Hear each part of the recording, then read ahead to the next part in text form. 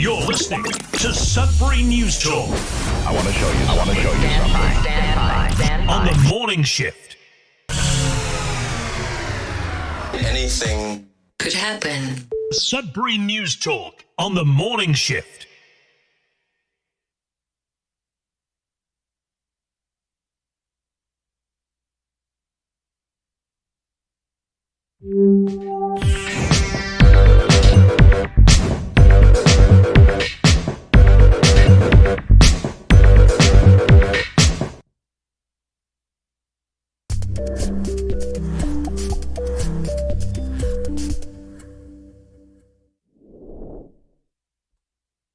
Hey everyone, good morning to Sudbury News. Welcome to Sudbury News Talk on the morning shift. I'm AJ Walsh, glad to be here with you. Thankful that you're here with us.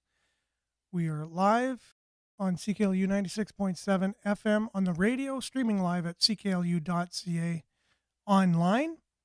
You just click on the Radio Player Canada app and you can take us with you and stream us. If you download it, you can take us with you. Listen to us anywhere, anytime on your favorite device. Also streaming live at facebook.com/cybernews, youtube.com/cybernews. Make sure to like, share, subscribe, follow the channel and the page. We are also on demand at those two same platforms after the live show, and also at twitter.com/cybernews, now x.com. So make sure to like all of our social medias, share them. We're also on demand at our news aggregating website, Sudbury.news, which aggregates all the local news into one location. Now that our government has made it impossible to share news on Facebook, the most widely used platform, social media platform out there. And so it's a service that we have for the community so that we at least can enjoy a convenient way to consume our local news from CTV, CBC, Sudbury.com, Sudbury Star. A couple news headlines this morning before we dive into our Friday focus on the climate. This is our Climate Change Friday edition. We will go through a couple headlines, local headlines, before we dive in. We'll start off with some weather. We'll have a check-in with whoever's joining us. Make sure to comment if you're on YouTube or Facebook. Those are the two platforms that we're on live. We'll do our best to read them for those listening, get them up on the screen for those watching. And it's going to be a great show. We're grateful to have Billy on yesterday. I know many of you were happy to see him back. It's been a while since he's been on the show. So we're grateful to have him back again. And hopefully we'll have him on a regular basis, possibly weekly. Looking forward to our conversations with him. They're always, insightful, reflective, and seem to have a nice flow. So anyways, let's dive in. We're going to be talking about nuclear energy today as a possible alternative to fossil fuels. You know, many make the argument that could be the way of the future. At least it's powerful enough. Wind and solar are not. We know that. We'll look at electric cars. How good are electric cars? Are we ready to fully go towards electric cars as opposed to gas-powered cars? And we'll look into our Climate Discussion Nexus series from Dr. John Robson and his insights, which he always has a lot of great details and things. I won't play the whole thing because it's about 14 minutes long, but I have segments to share today. So it's going to be great. So buckle in. We're going to have a great discussion here on Friday before the weekend. It's going to be a nice weekend. It already started nice yesterday and it's going to continue. And let's talk about that right now with some weather. And we'll be back with news headlines, your comments, and more on this focus on the Friday climate change edition right here on CKLU 96.7 FM.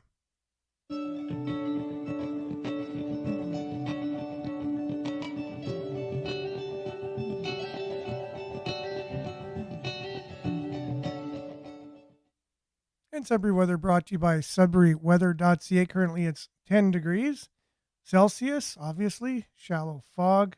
Some fog patches will be dissipating this morning. But other than that, it's going to be sunny today with a high of 23, humidex 25. Tonight, clear, fog patches developing overnight, low of 10. Saturday, sunny, fog patches dissipating in the morning. High of 24, humidex 26. So very similar temperatures today and tomorrow, both with sun. So high of 24 today, high of 22 tomorrow.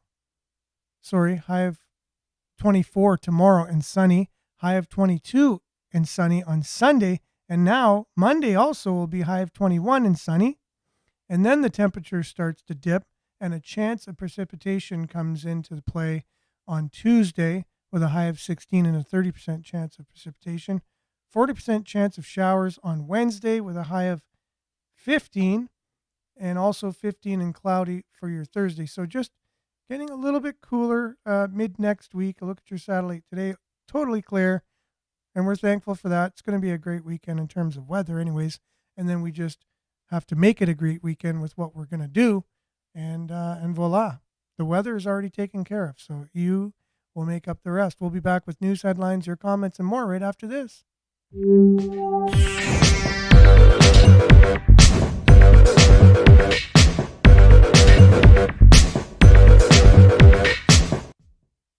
All right, and welcome back.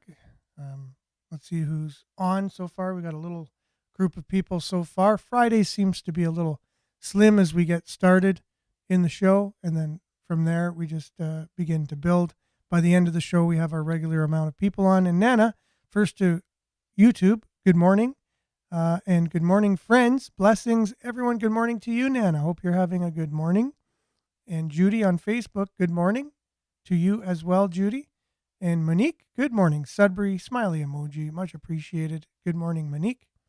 And Belinda, good morning. And as usual, has a positive statement. Not all storms come to disrupt your life. Some come to clear the path or a path. Train your mind to hear what God is whispering, not what the enemy is shouting. Yeah, that's true. And I think you make a valid point there that the positive whispers and the negative shouts.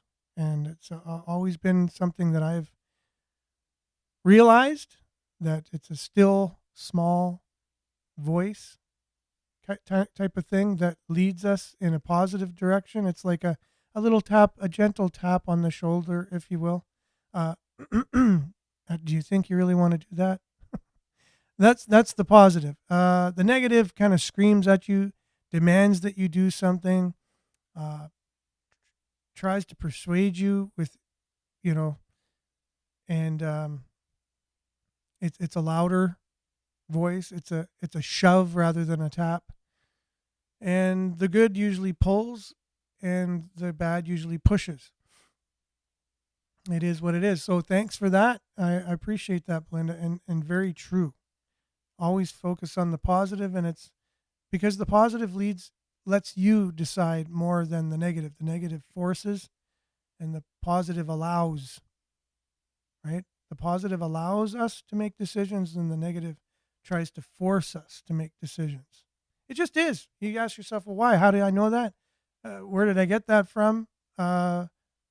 It just is what it is. And the more that we engage with negative and positive, the more that we realize that's the way that it is. Good morning, David. Take care and stay safe. And you as well. I hope you're feeling good these days, David. Belinda also says, don't believe what governments tell you. Fossil fuel is abundant and is a natural substance and keeps replenishing. This all falls into their climate agenda. Yeah, it's true. Remember, we heard that oil reserves are going to be running out, maybe even in the 80s, 70s, 80s, 90s.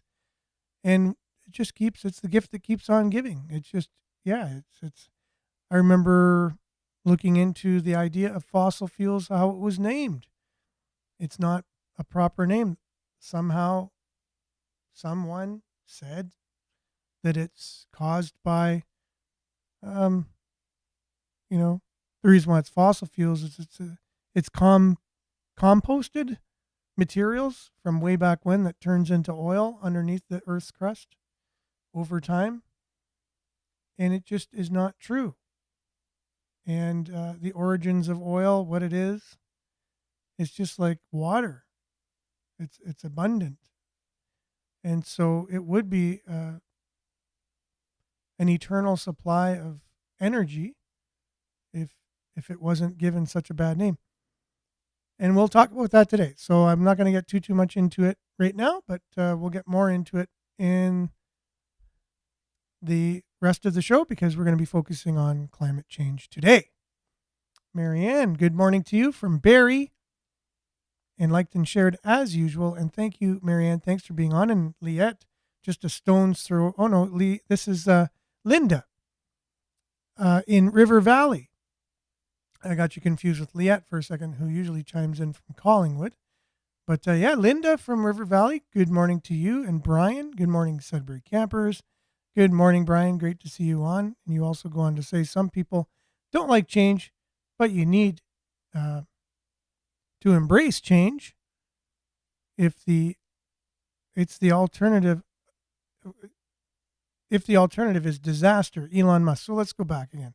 Some people don't like change, but you need to embrace change if the alternate is disaster. That's a quote from Elon Musk. Thank you for that. And Richard, good morning to you. Good morning, everyone. Thanks for being on. And you're on YouTube. Belinda on Facebook. No fossil fuels. Sorry, not fossils of dinosaurs. I heard that one before. Yeah, exactly. It's like dinosaurs that have, once they die and all of the whatever it is from whatever age of the, it's just, how is that possible that we get oil from dinosaurs? Is like, that's got to be the most funny, ridiculous theory that's turned into what we now commonly believe. That's the common narrative. That's where oil comes from. Also, that the pyramids were tombs for pharaohs. That's another really weird myth, that there's never been a body found in a pyramid. They've been found in tombs, but not in pyramids. So what's a pyramid for? So I was speaking with a girl at the conference when I was in Wisconsin, and she graduated from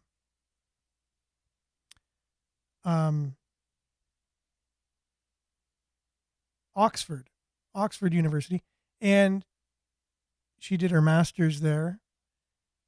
In my brain's having a bit, I need some oil in my brain this morning just to get it to work a little bit better.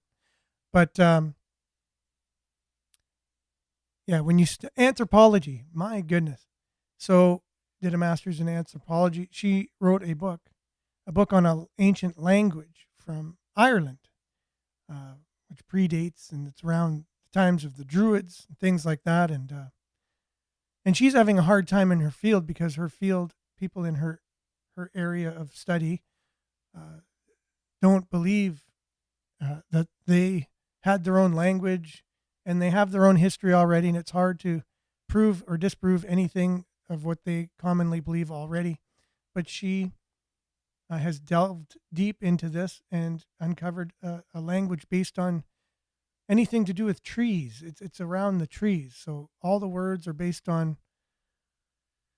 trees, and pretty interesting stuff. It's a pretty big book, and it goes pretty in depth. And there's only been one other person that she knows of that has studied this other than her. And it's similar to like what someone would if they're studying ancient Egypt, to say that it is anything other than what people believe, that these pyramids were ancient tombs of pharaohs and other people in Egypt. And again, not one body has ever been found in any pyramid. They don't have tombs in them. They were there for another purpose. And what was the purpose?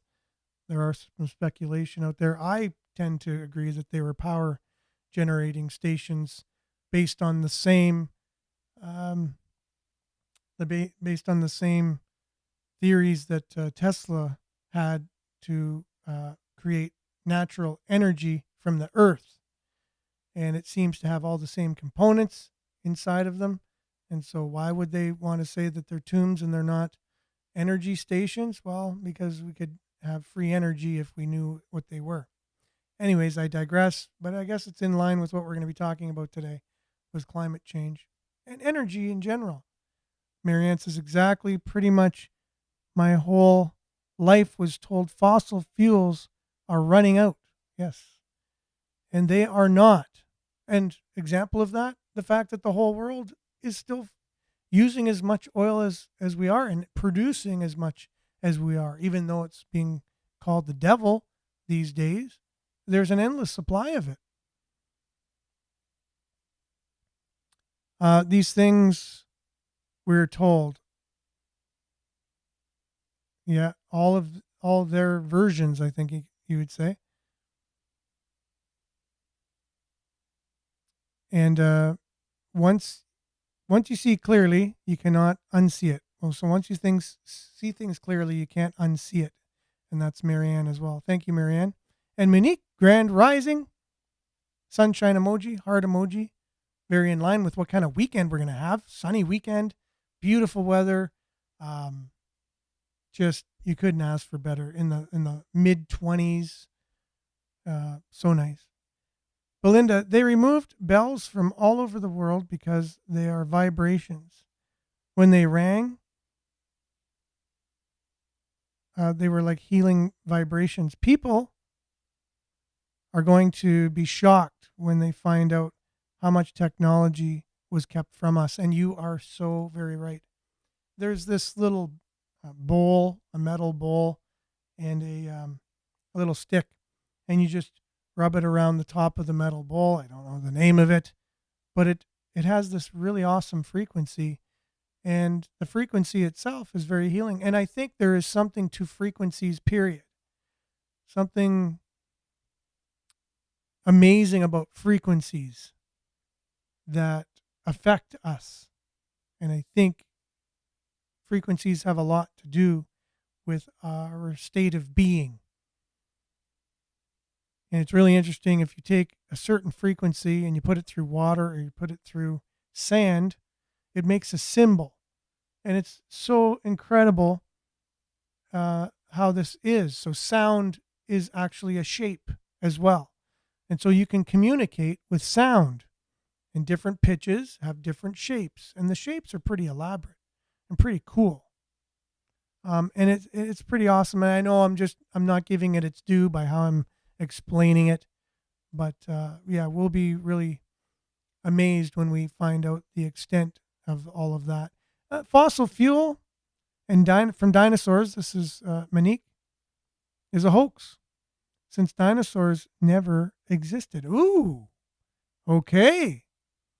Oil from the earth is replenishable. That's interesting, that dinosaurs didn't exist. Now I know I'm open to anything. So have I ever seen a dinosaur? No. Right? Is it very accepted? And do kids love dinosaur toys and books and movies? Right? They do. But I guess maybe it's like talking about Santa Claus. Who knows? Again, I'm not opposed to the idea of whether they existed or not so many millions of years ago, right? But that'd be interesting if they never existed. Okay. And again, I'm open to that. I'm not saying one way or another whether they did or they didn't. Just like energy, this is Monique, is harvested from the ether. It is free. Kind of like what I was explaining of what I think pyramids actually were power stations, based on what later Tesla had the same concepts, where you need water underneath the earth and you need a certain way to, he had his, whatever that was that they burnt down there, a huge thing that created energy. Again, my brain's not working today, so I'm just talking in code almost. uh, so he had this huge thing that he made, but it was based on the same technology that the pyramids had inside. Um, and they usually again had water underneath, and the way it was constructed, it would somehow then draw energy from the ether, just draw it from the atmosphere, and it would create all this electrification. It would light up and stuff, and he was just able to make a light bulb just come on without any wires or anything. It was wireless energy. So, anyways, yeah, same technology in the pyramids. So they changed our music from 432 hertz, which was healing, to 440 hertz, which is true. That was again the Jekyll Island. They had a retreat on Jekyll Island. The Rockefellers and other elite people back, I think it was in the 20s.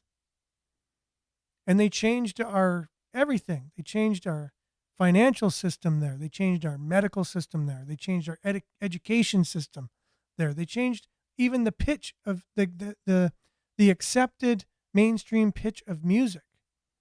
And that's what Belinda is referring to here. They changed it to 440. The bad guys have been at it for a long time. And that is true. Pat, good morning to you. Thanks for being on. Speaking of what they changed in the medical industry, it was basically, we pretty much were using homeopathy at the time. Homeopathy was the accepted form of medicine. And it was about healing people, not keeping people sick so you can make money off pharmaceutical profits. Now it's like, oh, you got a problem? Here's a pill, which will put a Band-Aid and suppress the thing you have, so you think you're healed from it. And then it does damage to another part of your body, in which, guess what they prescribe to you?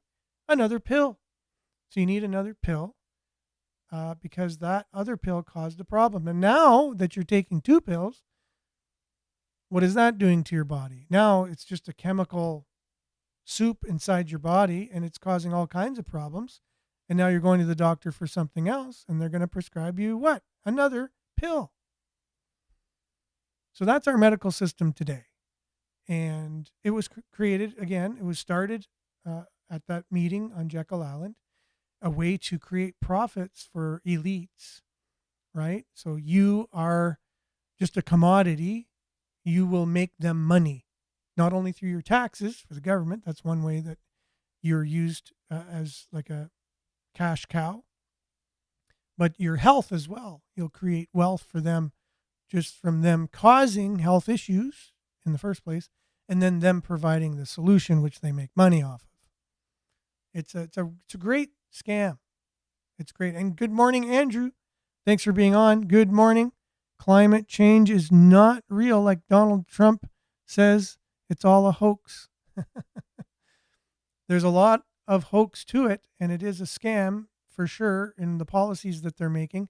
Does climate change, however? Yes, it does. Climate does change on a consistent basis. It's always changed. It will always change regardless of whether we're on the planet or not. If you go back before the so-called dinosaurs, whether you believe them or not, even in the time frame that scientists say they existed, climate has always been changing on this planet.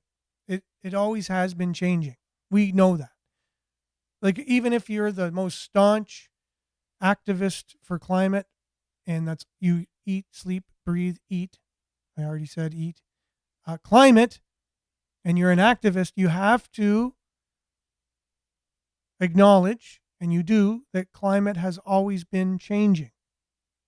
And more than likely always will, regardless if we are a part of it or not. Now, the question that we ask, or we're wanting to know, or is it even true, how much are people affecting the change in climate? How much are human beings contributing to that, right? So, Marianne says, have never believed in climate change. If people do research, patents have been made since the 1800s to affect climate, to have something to do with the climate. Correct. And Monique says they have been controlling the weather for a long time. And Marianne says the earth heals itself, and that it does and always will. They invert everything. This is Belinda. Anything that's good for mankind was presented to be negative. They always tell you what they're doing, and that's true. They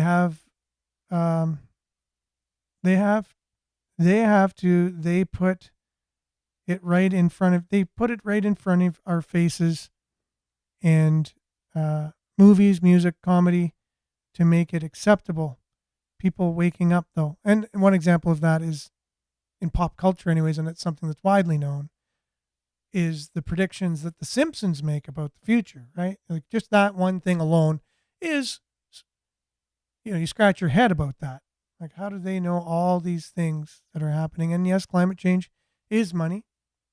And as we talk about climate change as a scam, let's look at some local news here from our local news aggregator. This is coming from Sudbury.com.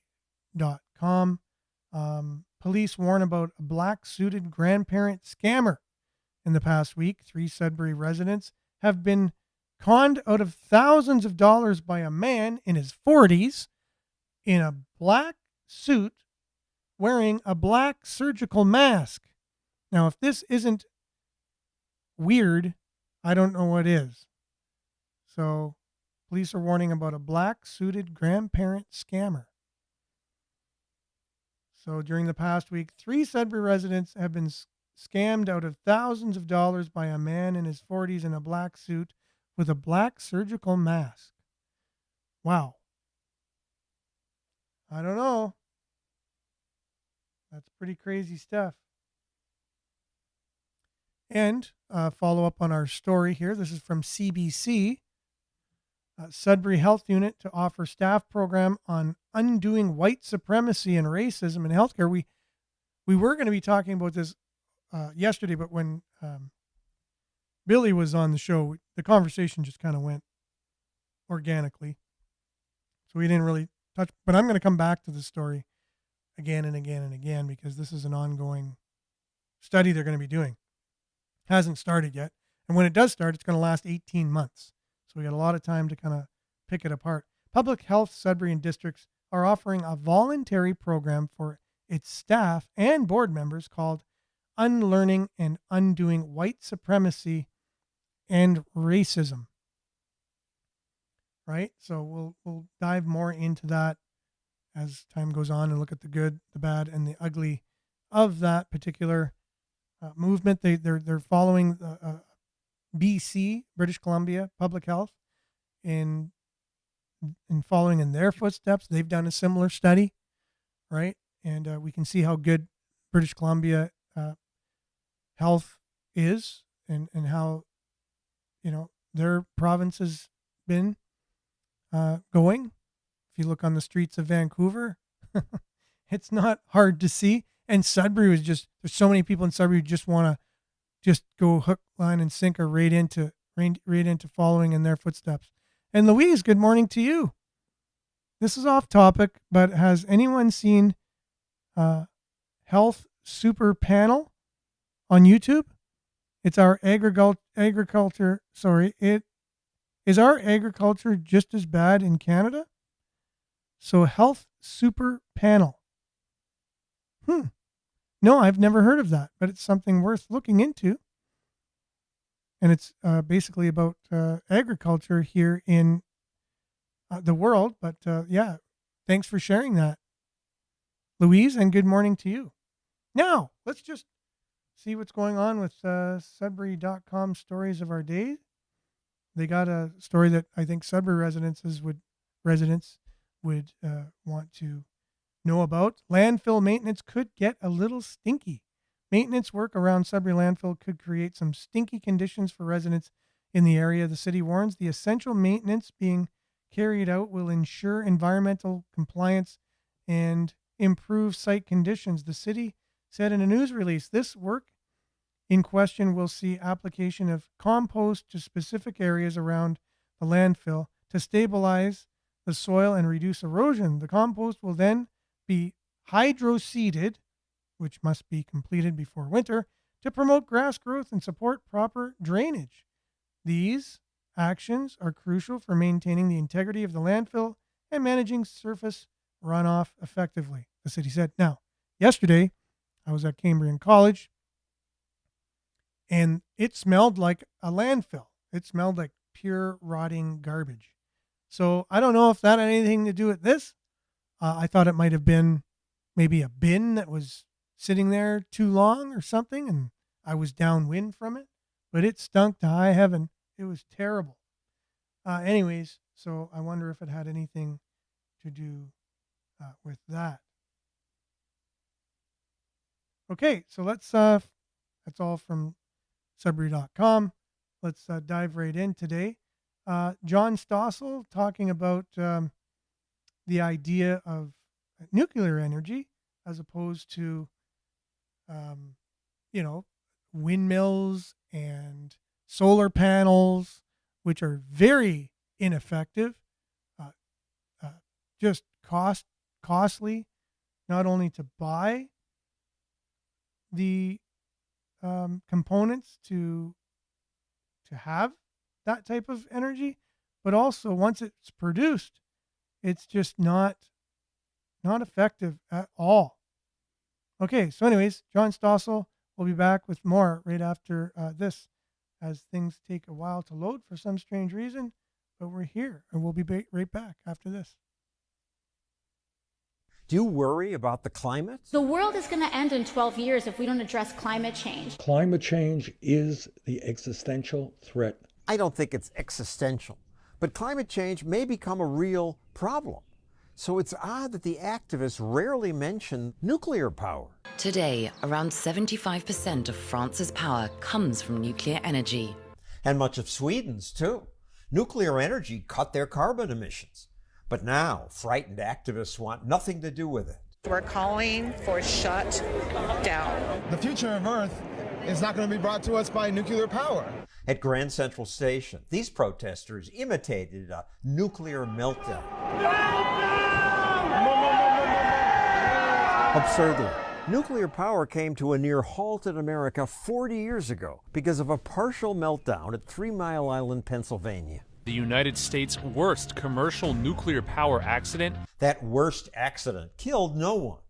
It would have been largely forgotten, except that by coincidence, days before, Hollywood released a movie that suggested an accident could burn a hole all the way to China.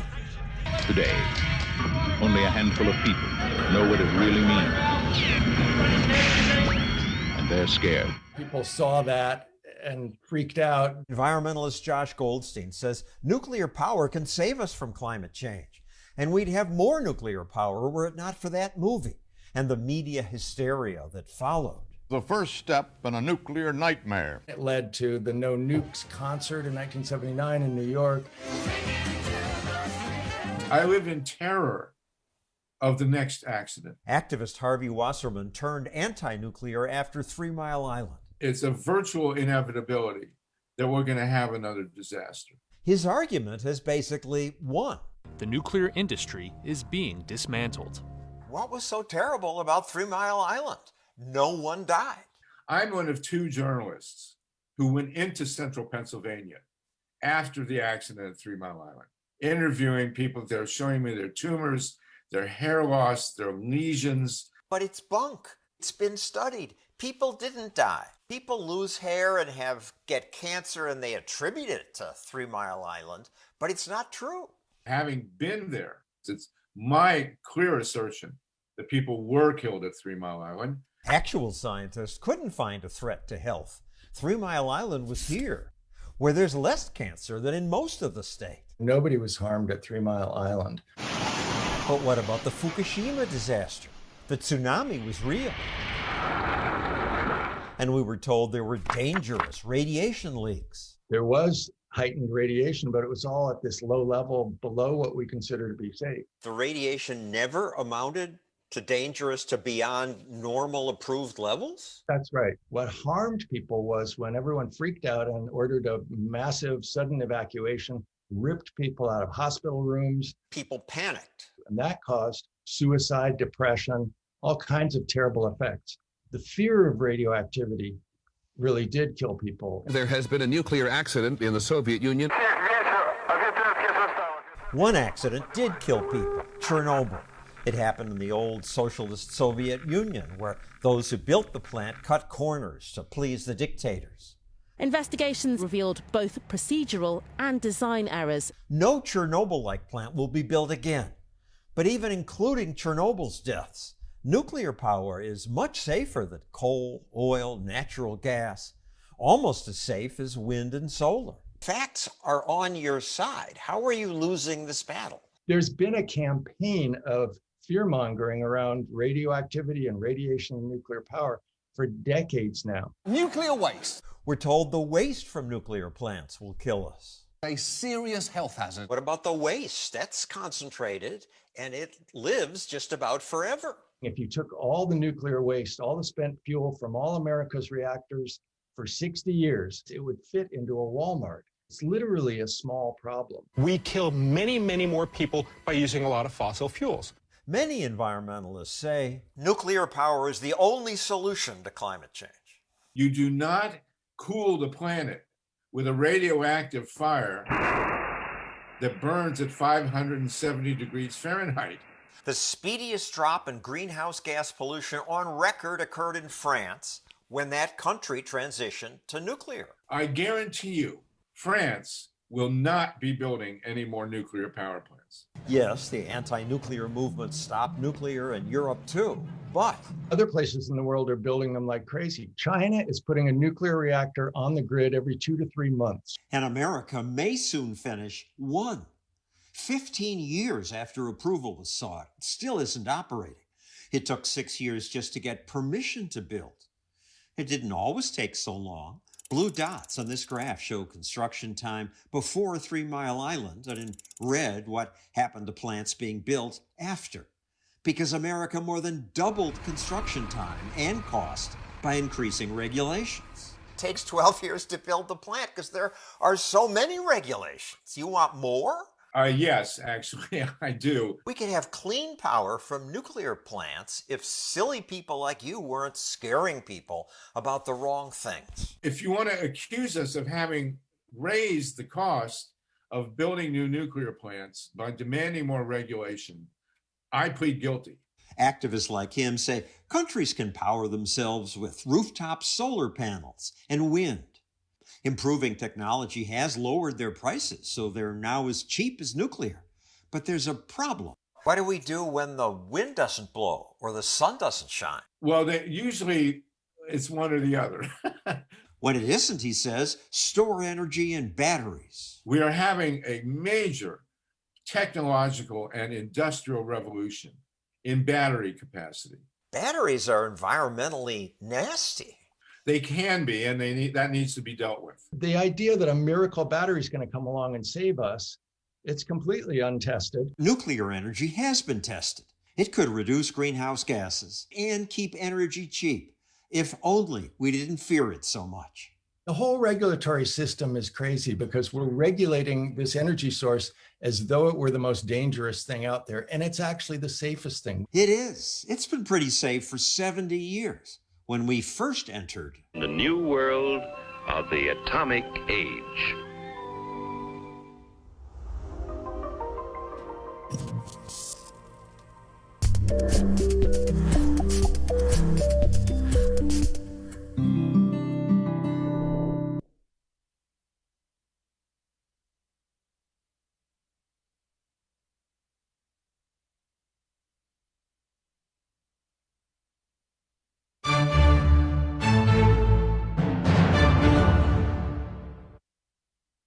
For the Climate Discussion Nexus, I'm John Robson with the latest readout video from our free Wednesday Wake Up email newsletter, so please do subscribe.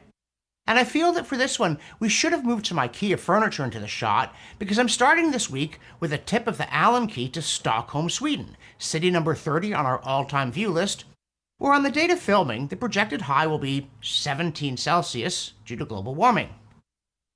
We maybe also should have included some piece of cheesily offensive anti-Christian art, because the top item in this week's newsletter was the Olympic opening ceremony's mockery of the Last Supper, which the organizers apparently thought made them look edgy and brave. But as Father Raymond J. D'Souza, who's a Roman Catholic priest as well as an opinion columnist, wrote in the National Post, the whole show actually made them look like hypocrites because, quote, the most fashionable religion of the Olympic elites is climate change. Their faith has its own high priests, moral codes, heretics, and public sinners, end quote. In devotion to which faith, the organizers broadcast pieties about the greenest games ever, medals made from recycled metal, the absence of air conditioning, chauffeured vans or limousines for competitors, stiff cardboard beds to sleep on, and a mainly vegan menu. To which point the athletes began to pine for the old gods, especially as the organizers were secretly still indulging heathen pleasures while handing out hair shirts to mere athletes. Canada's state-funded CBC was ready with the usual hellfire and brimstone, warning that, quote, athletes have a ferocious new opponent, climate change, end quote. And of course, with this year's games being held in France, quote, Europe is warming faster than other continents, end quote, just like every other place which is warming faster than every other. And additional issues apparently involve, quote, fires, floods, melting, end quote. Though, if you were looking for an opening parade of actual high-performance data showing that any of these things were getting worse in France or generally, you were, of course, in the wrong stadium altogether, as you doubtless expected. But here's the weird bit. All this penance, right down to denying athletes enough protein and denying them water bottles if they walked to the stadium, were just for the proles. As Father D'Souza observed, organizers and some special guests got the flesh pots. Quote, the priestly cast is in luxury hotels with air-conditioned rooms and chauffeured cars. Special indulgences are granted to the favored. LeBron James and his fellow NBA players and the stars of international tennis are not in the Olympic Village. This hypocrisy is especially galling. The high metabolism athletes get faux burgers, while the corpulent executives gaze at menus featuring meats flown in from overseas or graze at buffets groaning with caloric excess, end quote. Amazing! They get a golden hypocrisy as well as hyperbole. What a performance! The audience goes wild. In the newsletter, we also quote the Canadian political insider publication Hill Times, which is excited that U.S. Treasury Secretary Janet Yellen has said the green transition will cost, quote, no less than $3 trillion, end quote, a year, yet conceding that the whole thing somehow might not be happening. Between ratification of the original Kyoto Protocol in 1997 and last year, consumption of hydrocarbon energy, the Hill Times notes, rose 56%, even as the share of global energy from fossil fuels nudged down from 85.7% to 81.5%. And it's not just the usual government-led touch. It's because of a fundamental fact you can't propagandize away. Green energy, for all its massive subsidies, has not taken off, except rhetorically, because it just can't get the job done, and we do need energy to live. Which rather raises the question of what we're meant to spend that $3 trillion on, and whether we'll get value for our money or just cardboard beds, tofu, and sanctimony. Hi, I interrupt myself with a different look. Yeah, we'll just keep it there. He's just going to introduce himself and his newsletter, and he's doing, he did a podcast with a climate scientist on Wednesday, so he was going to announce that. But yeah, he was talking about how are we doing with our investments, and how's the technology going? How are we doing with our green technology, so to speak, right? So I thought we would just hear from a Tesla owner and see how they are liking their Tesla compared to their gas-powered car.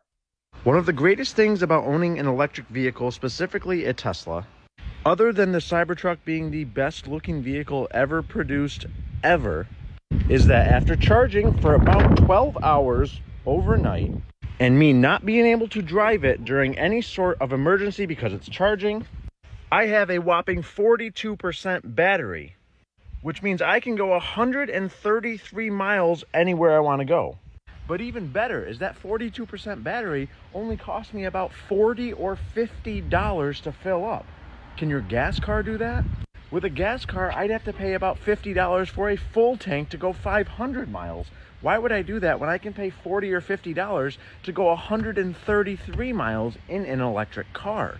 And with an electric car, you have to wait 10 or 12 or 15 or 40, 50, 60 hours to charge it. With a gas car, you have to wait 3 minutes at the gas station.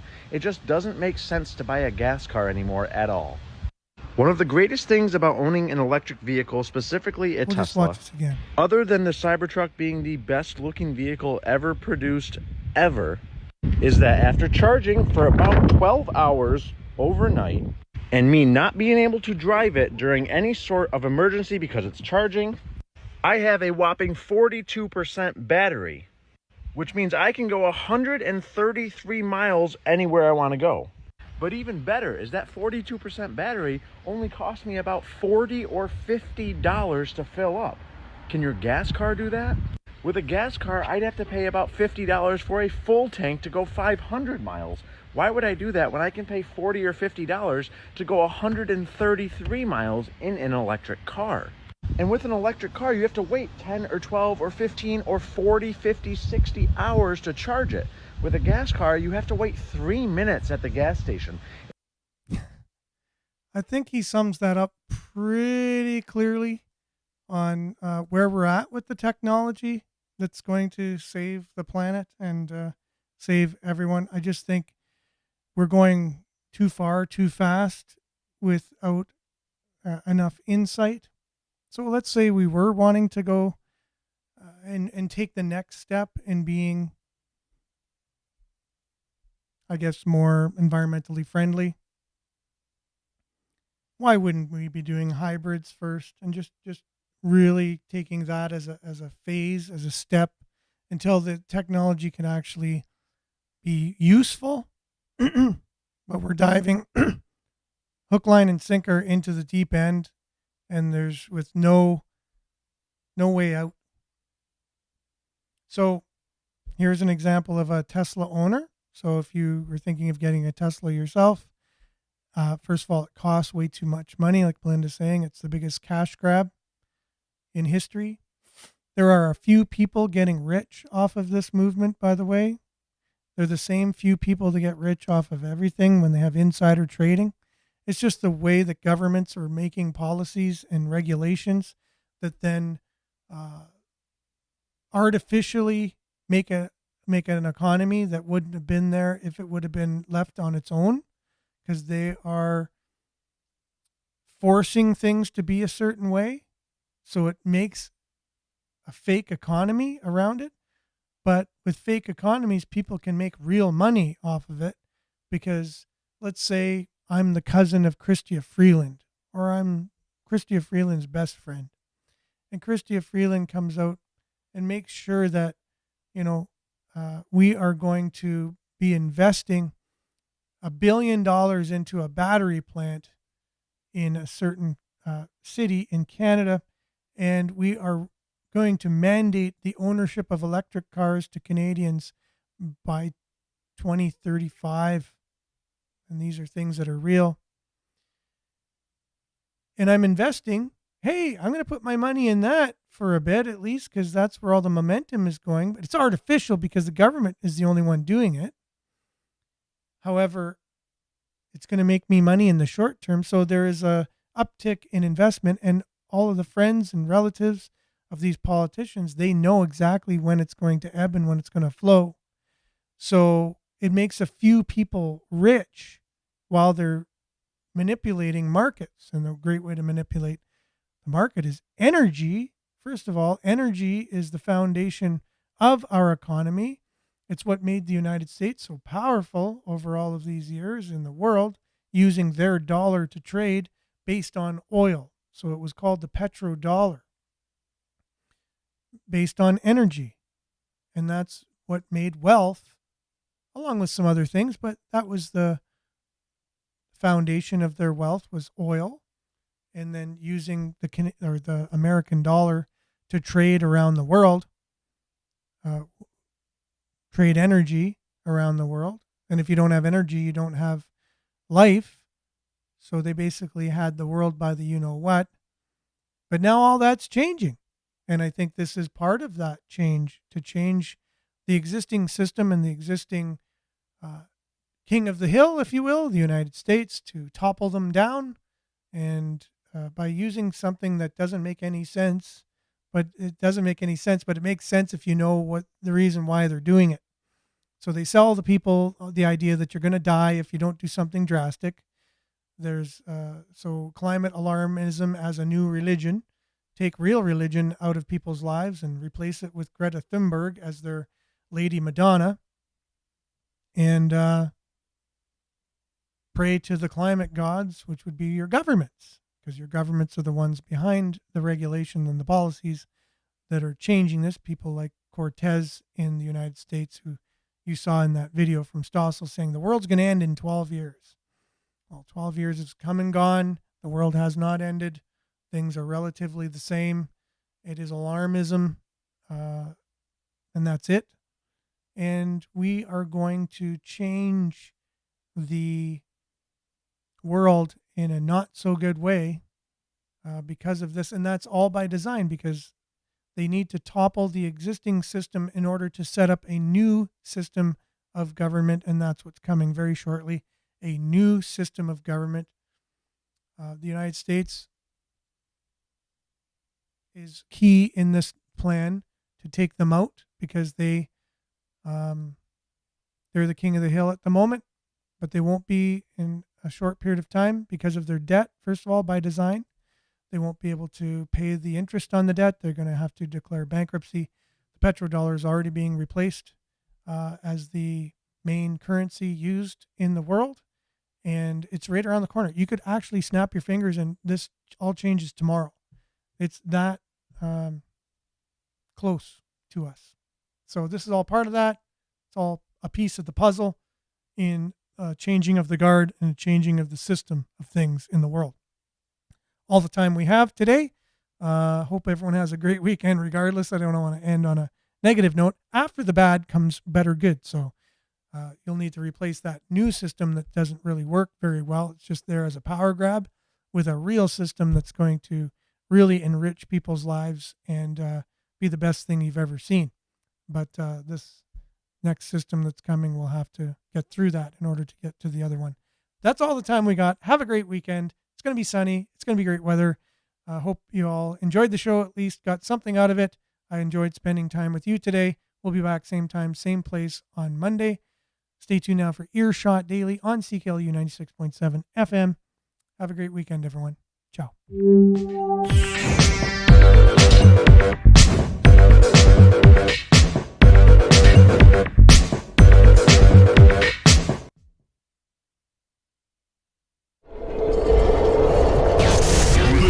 This is Sudbury News Talk on the morning shift.